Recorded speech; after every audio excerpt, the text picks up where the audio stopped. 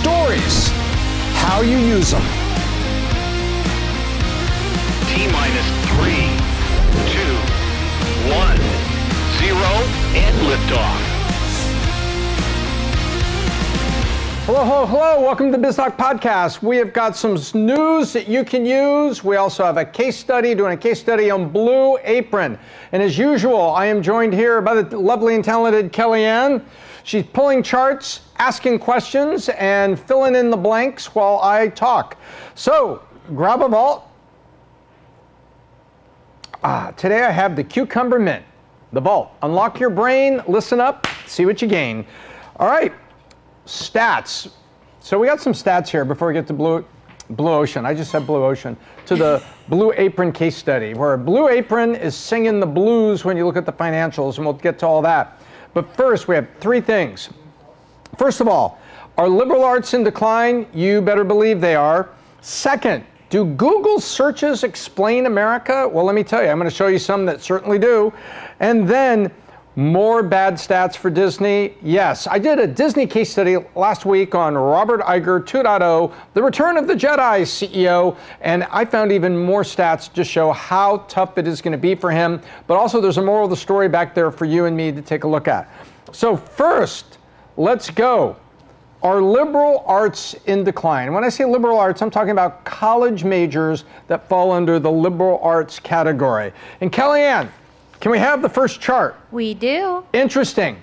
So here are four charts, and this comes to us from the National Center for Education Statistics. So these are people that know and publish this kind of information. And this is a almost 20-year look. It's about 18 years, from 2004 to 2022, 8 years, to take a look at the decrease or increase in the number of bachelor degrees awarded. So in other words, let's say you're 18 years old going to college in 2022. You would have been born in 2004. What percentage would your mom or dad's generation been of that degree? Take a look at English, top left. 50,000 English degrees a year, now 33,000. So 18 years later, down. History, about 30,000 a year, now 21. Foreign languages, 16, 17,000, now 14. So in other words, foreign language degree might still come in handy if you work in foreign trade or the UN or something like that. Still come in handy. But certainly English and history have decreased. And then philosophy and religious studies, isn't this interesting? Started at 10, 12,000 20 years ago, and it's at 11,000. But it decreased until we got to COVID. Kellyanne, we got to COVID, and all of a sudden people are going, I got to find God. Maybe I'll get a degree in philosophy or religious studies. Everyone's dying. I need God. But it shows you these are all humanities and liberal arts degrees, and it shows you how they have changed. Now, is this because of parents saying, I don't want you to do that? Is this because of students getting smarter, saying, you know what?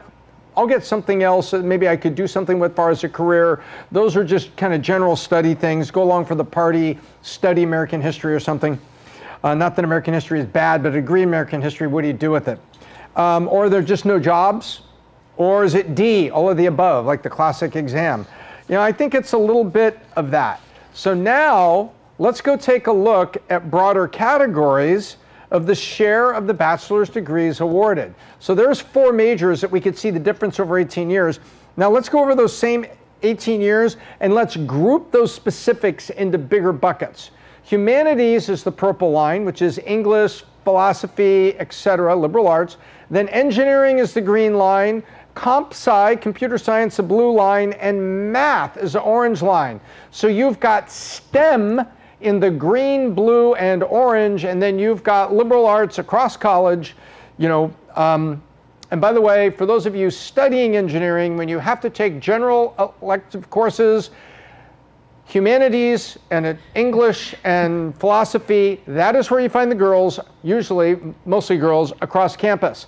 For those of you who are engineering majors and are wondering where are all the women, or people that used to identify as women, or whatever the hell we call it now. But take a look at this. Humanities, 8% of the degrees awarded back in 03, 04, now it's 4%, 50% down. But engineering goes from a scant over 7 to over 9.4, but look what happens to comp sci. There was a time it was cool to study comp sci, and about the time the market crashed, 08, 09, boom, people were studying comp sci again. And math has just had a steady march up. So in other words, degrees that you can use, like in STEM, are now almost 20% of all degrees, and humanities is cut in half. There is a very interesting moral of the story. Now, why are they doing it? Are they doing it because there's opinions? Are they doing it because they hear on podcasts that a STEM degree is better? You know, I don't know. Maybe are they doing it, Kellyanne, because of the ability to find jobs and how much those jobs pay? What do you think? Possibly. Possibly. Let's go to the next chart and unlock the answer. So now, unemployment rate across the bottom, low to high, and then the median wage at mid-career, and they're calling mid-career 40 years old. So 18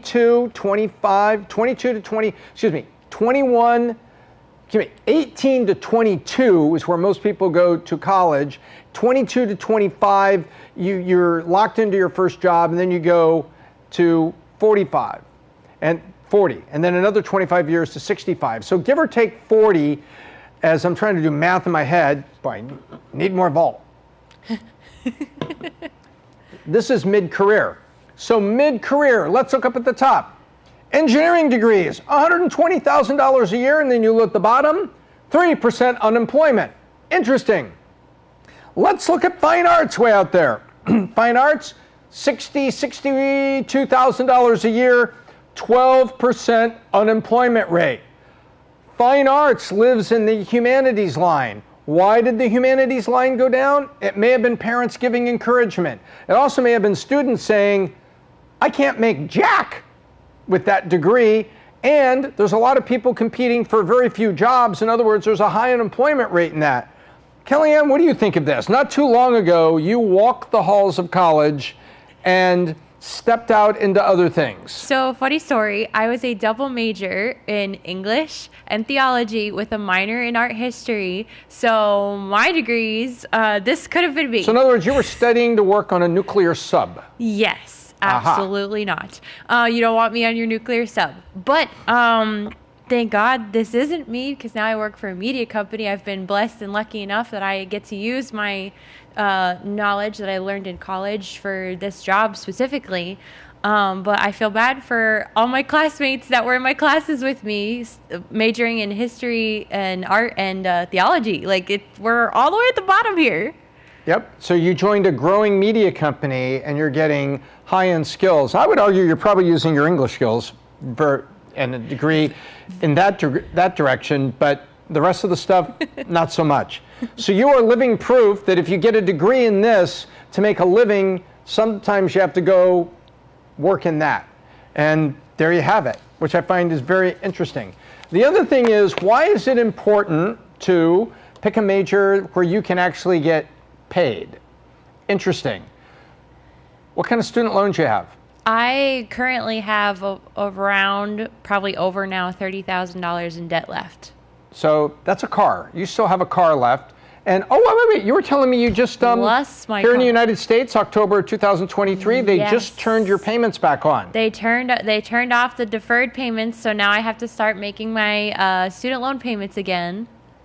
Super fun. Interesting. Yeah. So in other words, what has happened to the cost of education? We've talked about this. Pat's talked about it on the PBD podcast, but I found a chart that's got the exact stats we can bring up. So bring up this last chart. This is why it's important to get if you're going to get student loans, at least get student loans for a degree where you can get paid, so you have a fighting chance to pay off the student loans. And by the way, you still having a car left, a small car, not a big car. 30,000 is real though. That's a real number, but you have degrees in other things, so you're just basically paying for the experience of college, probably some discipline, some maturity, some things that happen there, but you're certainly not in a STEM career making 150 grand a year. And let's go back to this, take a look, and look what has happened to college and tuition since 1980, 23 years. So let's go back to that same thing. excuse me, we are sitting here 43 years. Yep. So a full-blown 43 years. And inflation on education, 1,246%. Books, they give you a deal on books. They're only up 949%. But overall inflation, the U.S. Consumer Price Index, 285%. So in other words, tuition has gone up almost 5 times the rate of inflation, which means the price of getting that English degree and having the wrong degree that you leveraged by getting student loans is heavy. Yeah. So there you have it. There's the stats. I don't make them up, I just comment on them. That's not an opinion, I'm just showing you what's there. You may not like it. We got some chats here. People seem to think that, oh, I got a degree in history and I did just fine. Good for you. Maybe you took a degree in poli-sci or history and then studied for the LSAT and got into law school. History and poli-sci are ways to get into law school. But law school is an advanced degree for an advanced education, for an advanced profession that makes you more than 60 grand a year if you just had a poli-sci degree and you're out there trying to figure out life. So I'm not condemning anybody, I'm just saying, look at the facts, America. Would you send your kids, and I have a daughter right now that is signing on the line, and I'm sending in the check with that line, to her college applications. And everything she's looking for is STEM. Yeah. And she doesn't want to be an electrical engineer, but there's other forms of STEM. There's business statistics. There's business management, which is not in STEM, but having business statistics, advanced statistics, that's one of her interests. That's important. I'll pay for that because that is advanced skills go along with a business management degree. Boom, start your own company, be armed with stuff. It's just so practical. And that's where I see it. But she doesn't see it as being sentenced. She thinks it's pretty cool. She's very interested in business stats, specifically sports stats. She thinks very interesting in applying Moneyball to many different sports and things of life. So here she's got an interest in it. I'm willing to pay for that. Good for her. But if she was just going to study American history for the hell of it, I got to sit back and say, why do we do this? And just, have a defined plan. Because, Dad, I want to be a corporate attorney. I want to be a contract attorney. Oh, so you want to do that and then go to law school? Okay, well, let's talk about that. Let's get on the track. But kind of stark. Yeah. What's out there? The numbers are real. So, and by the way, you can go Google it and search for those very same stats, and you'll see them everywhere that I just represented, and we're presenting you the truth. But speaking of Googling, this is pretty interesting. Do Google searches, when you add them up, give you an idea about the sort of the tone or attitude or condition of America? Yes, they do, but we can't go and look it up. Google's got all that information because they're using it to manipulate advertising algorithms and to get advertisers to pay more and everything. But check this out. Pull this up here. So let's take a look from 2019 to 2023 at these searches. Remote jobs is still up, even though we're doing RTO, which means return to office. And WFH, meaning work from here, wherever here is. Take a look at that. Remote jobs. People are still searching for it, even though there's fewer and fewer remote jobs. That's why the search is going up. There are fewer remote jobs, and the number of searches people are doing frantically trying to find the remote jobs for people that don't want to be at the office. You know what? Sorry. Sorry. But let's go back and look. What was going on in 2020? We had COVID. Look at this. Download Zoom. Look at that during COVID. Tiger King. Remember Tiger King, that Yes. guy and the whole controversy? Unfortunately, I remember. And then this one you need during COVID, wine delivery. Amen. Download Zoom, home workout, bike for sale. Somehow that peaked during COVID. How to make bread. That's right, I'm scared to go to the grocery store. I'll make bread on my own, thank you. But somewhere you bought flour. Online yoga. And then how to cut hair. Remember people cutting hair at home?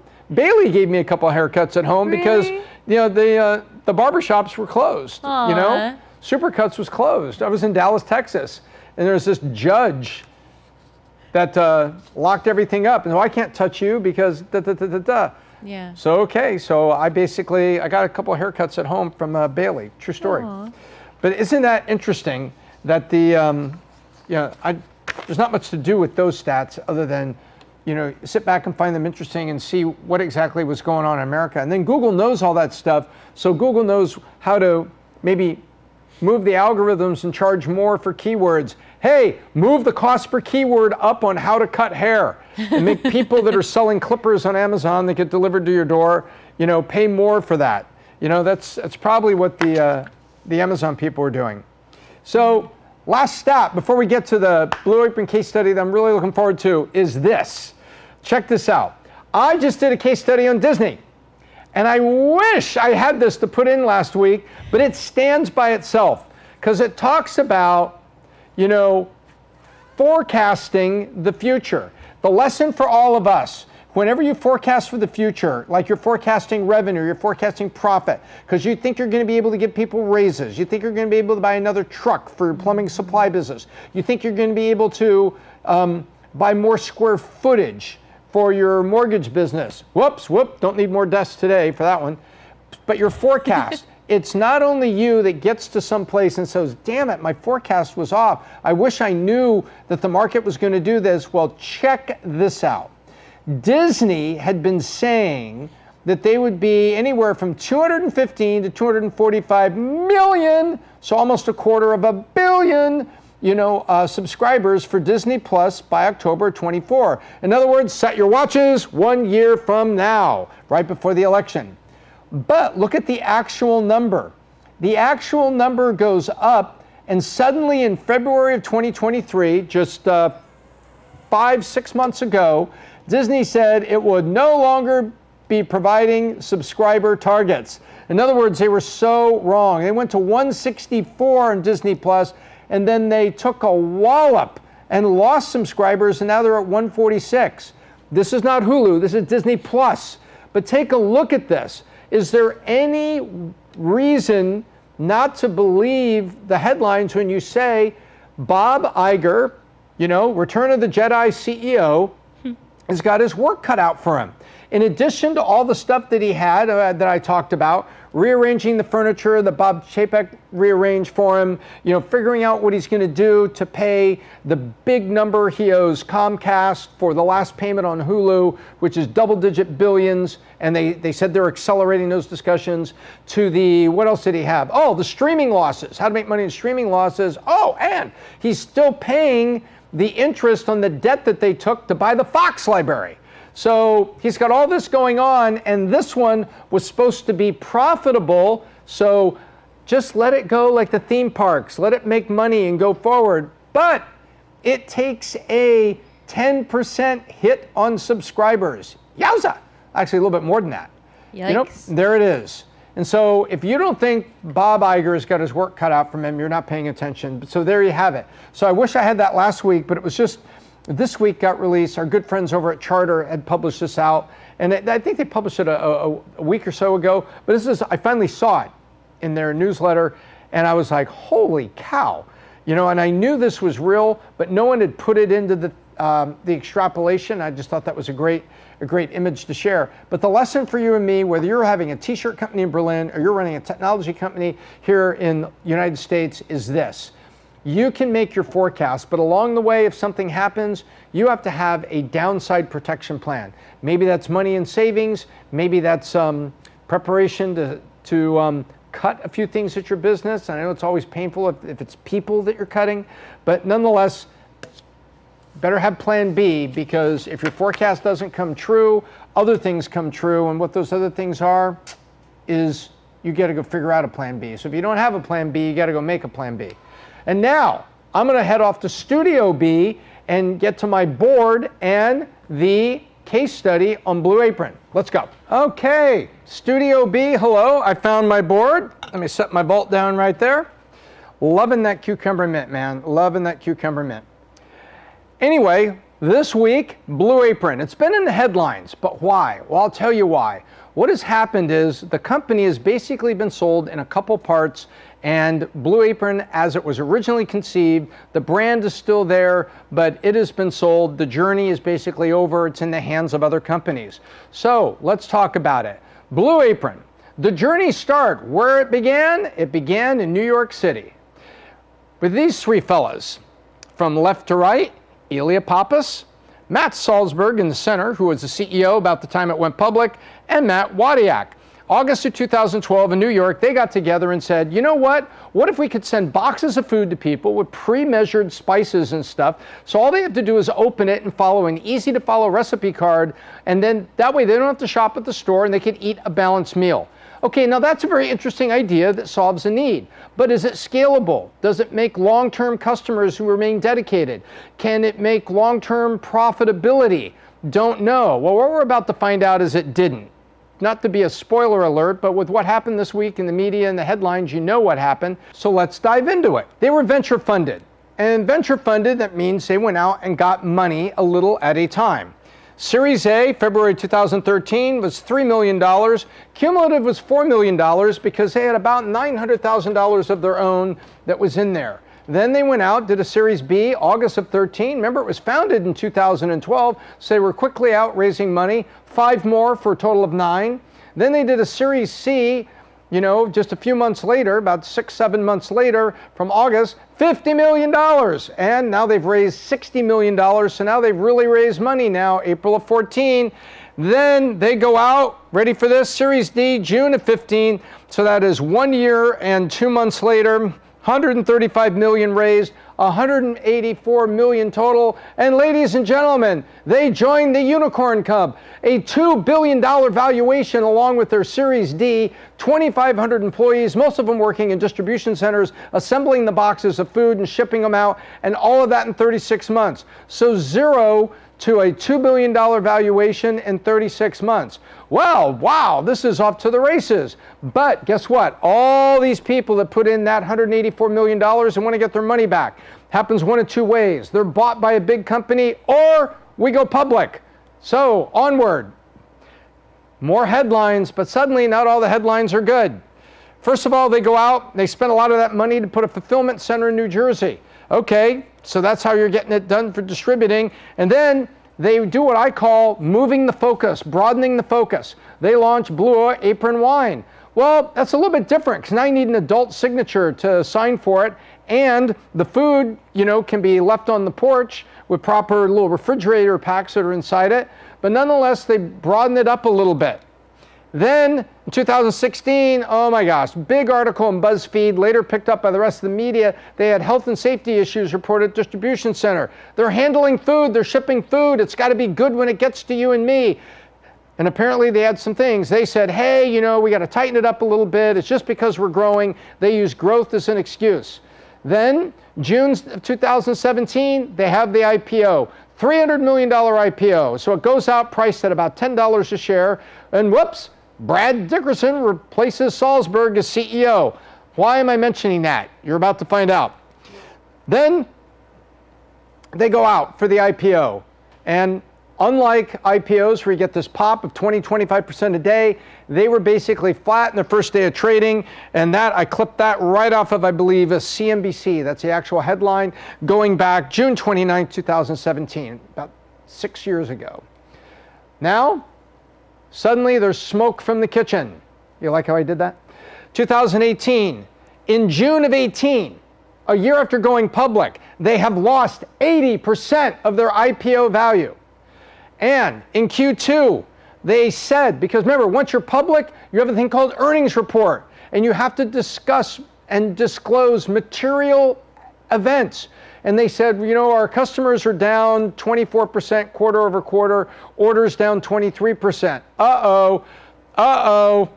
In 2019, they announced Linda Kozlowski will replace Dickerson as CEO. Now they're on their third CEO since going public. They went public with this guy, a year later went to that guy, and now they go to this girl. I say guys and girls, I do not know how they identify, but I'm just assuming such by their names and the pictures provided at these times.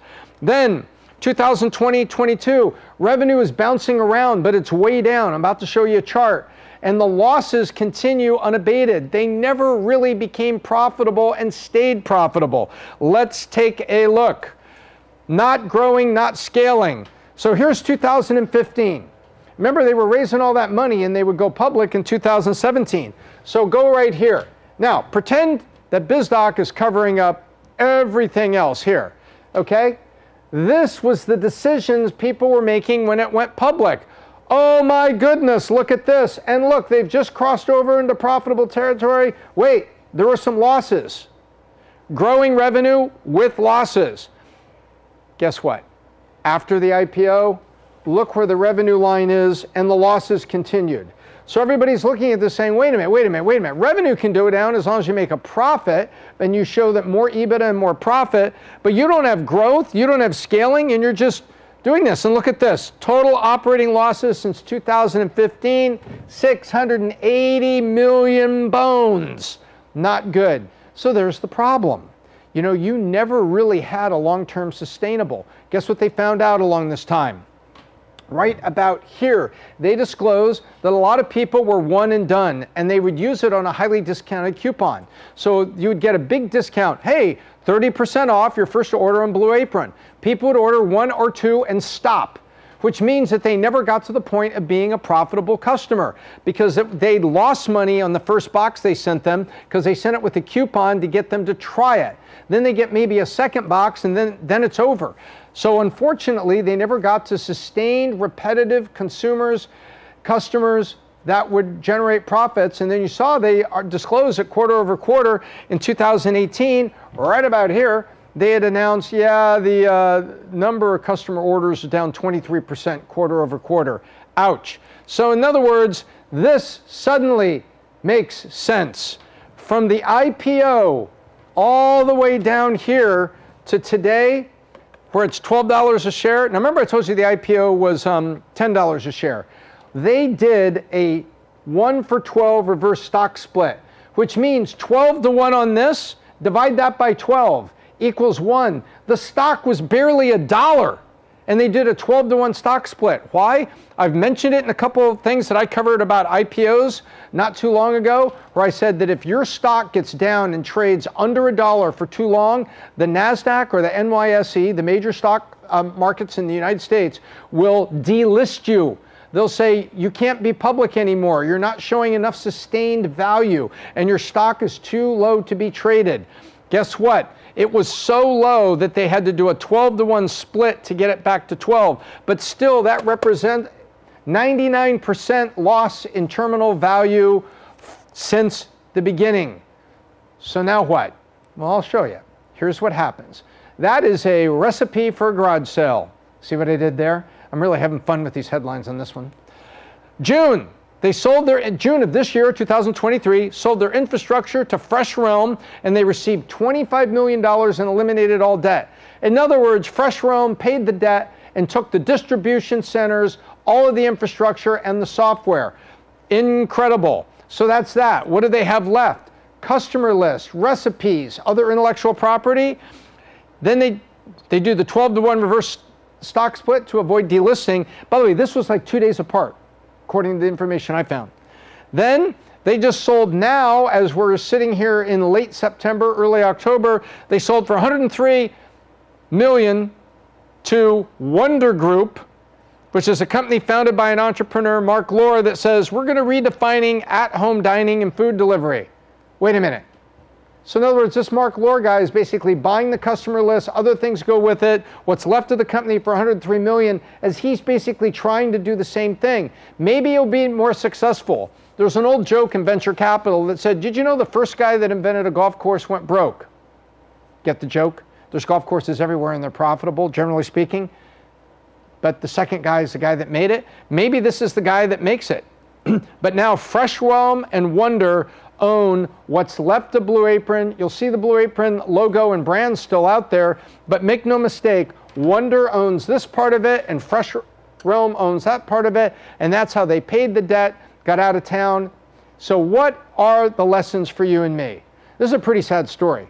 This story had promised $2 billion unicorn status and then all the way down to a garage sale. Well, let's go take a look. The first thing is, if growth stats are vanity stats, then they're useless stats. So in other words, if the growth you're talking about is eyeballs, or first-time deliveries, or total number of customers. And by the way, once upon a time, Blue Apron was talking about that. But really what was going to make them profitable is profit per individual delivery and customers that were buying almost like subscription every month or with regularity. That way you've got recurring customer activity that we can count and profit per order for customer. Hey, that's a growing, scaling, profitable business.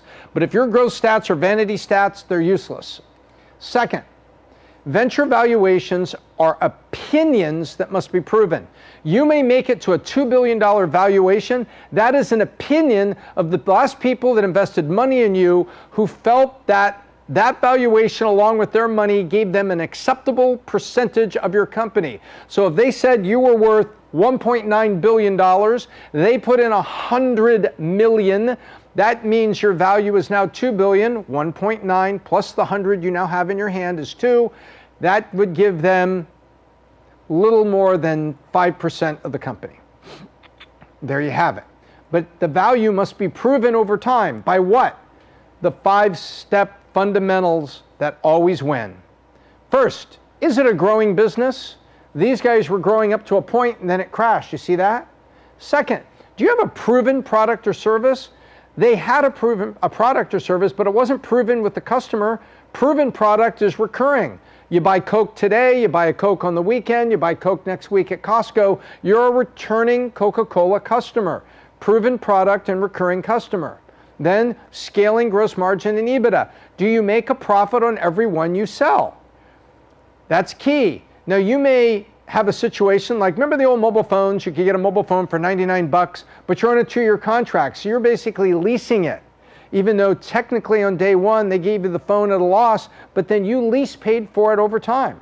So scaling gross margin and EBITDA, even if you have economics that maybe are buy now and pay it later over time, that ultimately every customer or every transaction is profitable in its own right, leading to EBITDA for the company. Next, are you in a market with room to grow? In other words, if your business is growing, but you look forward in your typewriters, but you look forward and soon the typewriter will be gone, people just have printers in their laptops, you're no longer in a market with room to grow. So you would be yes, yes, no, and by the way, your proven product is probably going to go away. You see how these 4 things interconnect? And there's a 5th one, you. Are you led by a great leader and a capable team? If those 5-step fundamentals are in place, usually you have companies that don't end up with that stock chart look like that I just showed you a couple minutes ago. So that's the message for us, and that's the interesting for us. I'm kind of sad to see something like Blue Apron go away. I think it was convenient. I think it was interesting. I tried it once. But you look at everything that was there, they obviously couldn't make it go long term. And that, my friend, is the story of Blue Apron, which is now owned by Fresh Realm and Wonder. If you like that case study, please check out these others that they just put on the screen for you. Click on them from the Biz Doc archive. You might like them. They may be interesting, so we learn more things together. All right, I'm going to go back to the main studio and wrap up. All right, I love those case studies. I hope you get stuff out of them. I get a lot out of it, putting it there for you. If there's something you'd like me to cover, an entrepreneur, a company or something, leave it down in the comments below. While you're there, subscribe and hit the bell, and you'll get notifications for the Biz Doc Podcast and Biz Doc content, such as case studies.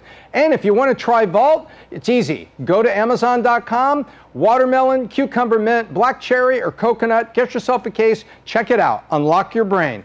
Until next time, I'm Tom Ellsworth, the Biz Doc, and for everyone at Valuetainment, we hope we left you better than we found you. But as I always like to say, I'm the Biz Doc, and I hope I left you better than I found you.